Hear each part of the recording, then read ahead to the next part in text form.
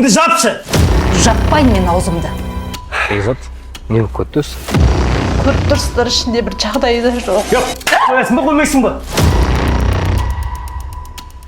Бекзат, не болып көттіңіз? Бір үй таппай жатсыңдар ма? Үй табылды ғой. Енді Ақша жетпей жатыр. қанша жетпей жатыр? 500 мың жетпей жатыр. Барлығын салдыңдар ма? Қорда ақшам бәрін салдық. Соның өзінде 500 мың жетпей жатыр ғой. Қазайын сөйлеп айтпадыңдар ма? Ол айттық ше, көнбей жатыр ше. Ана үйге бар ғой. Әдемі келіп тұр да 5 бала шағасымен ше. Сол үйді алып қалу керек болып тұр ғой. Нұреке 500 мың бірдеңе табу керек болып тұр ше. Не істесек болады? Жанаректі қатты қиналып кетмейік ше. Тезірек бермесек. Бірдеңе істейік та. 500 мың теңге табылса, ана үйді сразу аламыз да, ана отбасын апарамыз сол жаққа ше. Бекзат, бір мәнісі болар. Не істейікші? Видеолар барынша таратайықшы жан-жаққа. Историяға ары жіберейікші таратып. Болды, мен қазір видеоны историяға салып жіберейін тағы да, иә. Қызмет көрсететін осындай әуе көліктерінің барлығы тексерілетін болады. Өйткені құжатсыз, ешқандай рұқсатсыз демалыс орындарында елге қызмет көрсетіп жүргендер көп. Мұндай гидропланмен көкке көтерілудің де басы шындығын айта кетейік. Енді демалыс орындарындағы дельтапландардың барлық түрі және Ан-2 ұшағы да қатаң бақыланатын болады дейді көлік министрлігі. Тағы да ставкаға ақша тіктің ба? Жұмысың болмасын. Қалай жұмыстың болмасын? Сенің жұмыстарының, жобаларын іске аспай атқаны осының кесірі. Егер дер кезінде тоқтамасаң, әйтеуір пәлеге жолығасың. Аузыңды жапшы! Жаппайын мен аузымды. Соңғы кездері жиі ақша жоқ деген айтатын боласың. Араласпашы деймін саған. Араласам. Өз қателігіңді мойында. Жабасың ба, жаппайсың ба аузыңды? Не ал? Жоқ, қоясың ба, қоймайсың ба? Үкімет бүгінгі отырысын жол қауіпсіздігі мен жолдағы апаттардың көбею себептеріне Мұғжиза қоры дейді. Ау? Мына қордың атын оқып жатқаным ғой. Мынаны қарашы. Мына отбасын қарашы. Квартирада тұратын едік. Күйеуім қайтыс болғаннан кейін 3 ай ақшасын төлей алмаған соң мені шығарып тастады. Туысқандардың үйіне 5 баламен барып тұрып жүрдім. Қиыншылық үстіне қиыншылық, өзінің денсаулығы жоқ. Қандай қиын тағдыр десейші. Бір баласы мүгедек. Әсіресе бала-шағаға обал болыпты. Оның үстіне бір баласы мүгедек. Қиын болып тұр ағайын. Тез арада баспана беріп бір қуантайықшы. Ол жеке, осы отбасыға көмектессек қалай болады? Солай ойлайсың ба? Әрине, оның үстіне садақа берсең, жұмысың алға басады, үйіңе береке кіреді дейді. Дұрыс айтасың. Бұл роликте тегінен алдынан шығып жатқан жоқ шығар. Бұл жігіттерде осыны халық көрсін, көмектессін деп салып жатыр ғой. Жарайды, көмектесек. Оның үстіне мына семьяда өте нашар тұрады екен. Дұрыс айтасыз. Қанша саламыз? Енді отбасымыздың атынан қаншалықты көп болса, соншалықты дұрыс деп ойлаймын.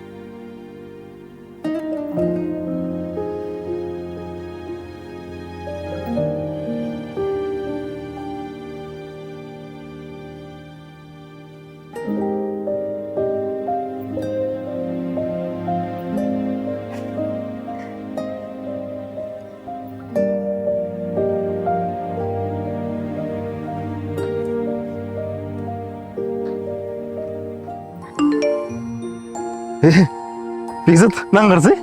Не болды? Қарашы. Түсті ма не? Бізге керек ақша түсті ғой.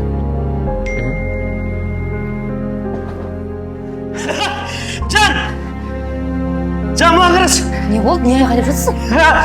Проект өтті. Жолым өтті, қарасайшы. Неше жыл күттім ғой мен мынаны? Құттықтайын.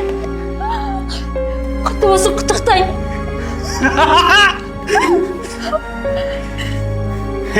Маған ертерек баруым керек мен. Үйіне келсін сөйлесейік, ана үйді қалай кетіріп кеттік. Жанарек бекетір қуандайық. Жүрсек кетіп үйді алайық. Аз зор болды ғой, ә?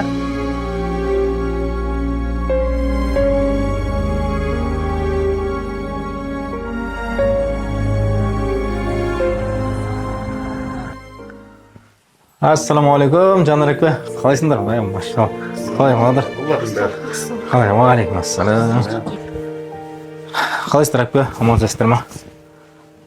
Жақсы, өздеріңіз қалайсыздар? Шүкір жақсы сен.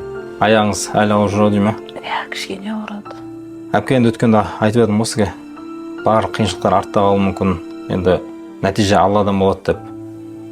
Нәтижесін Алла беріп, халық, жомарт халық сіздерге негізі баспана сыйлады. Баспананың кілтін алып келіп отырмыз. Халықтың аманаты. Баспанаңыз құтты болсын әпке.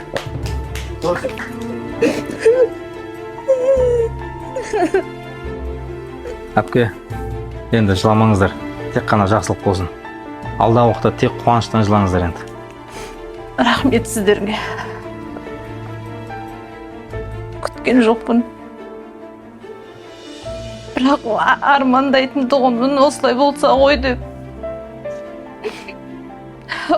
Халыққа рахмет.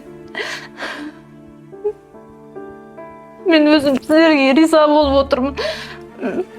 Осыны ұйымдастырып, осылай алып жүргендеріңізге. Бұл әрине халықтың сізді баспанасы жүрмесінші деп баспана сыйлап жатқаны. Жомарт халықтың себебімен ғой. Я, құрметті қазақ елі. Бұл оқиғалар Мұғжиза қайырымдылық қорының баспана беріп жатқан сәттегі болған оқиғаны арнайы баяндап түсірдік. Бұл роликті түсірудегі мақсатымыз еліміздегі көптеген жетім жесірлер баспанасы жүрген. Соларға арнайы бір емес 25 баспана соғып жатырмыз. Сол үйдің бітеуіне аз ғана қадамдар қалды. Соны тағы да сіз біз болып ат салып берсек, 25 үйді бітіріп, елімізде осындай қиналып жатқан шынайы отбасыларға сол үйлерді тапсыратын едік. Баршаңызды ат салысуға шақырамыз. Сондай-ақ осындай мағыналы бейне роликтер көргіңіз келсе, біздің парақшаларға тіркеліп қойыңыз. Жақсылықта бірге болайық.